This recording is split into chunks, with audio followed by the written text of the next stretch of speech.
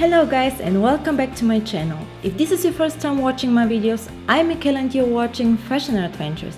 Please make sure that you subscribe because I'm posting a new video every single Thursday and you don't want to miss it. In today's tutorial I'll show you how to draw a white dress on white paper. This is the heaven or wedding dress from Titanic. Rose wears it in the very last scene of the movie when she goes to heaven on the Titanic.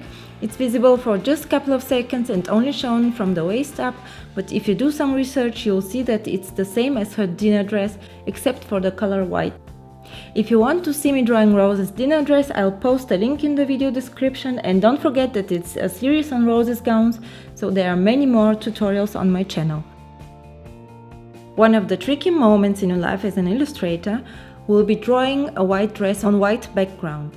I'm not talking about ivory or cream or champagne, no, I'm talking about pure white. If you're to be using colored paper, it's not a problem to show that the fabric is white. But with white paper you'll need a trick, and the trick is called illusion. You'll have to deceive the eye and create the illusion of seeing white dress. And the funny part here is that I'm going to use only 4 colors to create a 3D object out of a white sheet of paper. The colors are dark and pale gray, lilac and black. I use them in different forms like markers, colored pencils and fine liners. If you normally love black fine liners for contours, I'll recommend to use it sparingly. As you can see, I applied it mostly in the areas of her body, not her dress. I started off with pale gray to bring out some shadows. The shadows appear in the creases of the fabric at the front, the bulked in areas of the folds, at the back of the dress and under each layer. I'm applying it in a bold manner. To create more depth I went on with lilac, but this time I'm applying it in smaller shapes and finer lines than the gray. You don't want to overdo it with the dark color, otherwise the fabric might appear heavier than it is. And with those 2 colors I'm done with the shadows.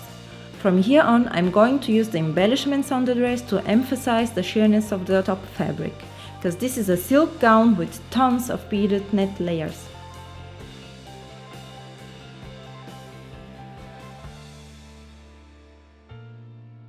I used dark gray marker for the beads. If you have gray fine liner or pencil, it will be even better for more finer looking beads. The finer the embellishments, the airier looking dress. In my case it appears a bit heavier than I wished. You can see it in comparison to my very first illustration of the dinner dress. In this version, which I made before I started on YouTube, I used fine liners for the beads, and although I don't like the figure, the appearance of the fabric is very fine and lightweight. I hope you get the idea.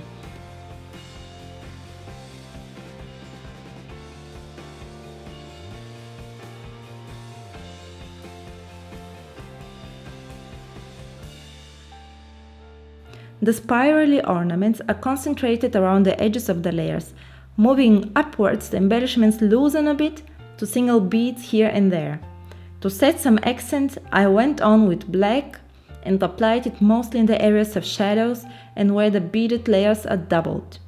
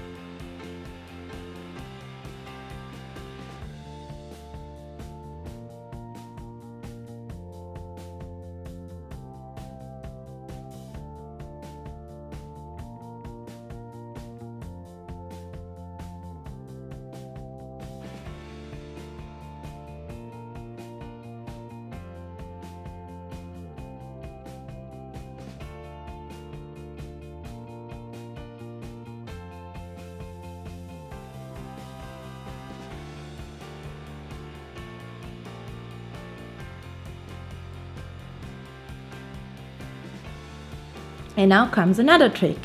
Use white opaque ink or paint to draw in some reflecting beads over the shaded areas. This will once again highlight the sheerness of the top layer.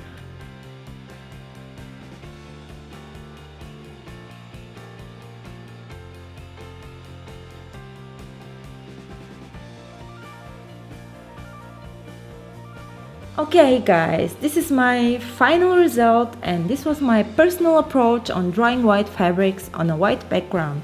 So what do you think? Was this tip helpful? Does it work for you? Please let me know in the comments below.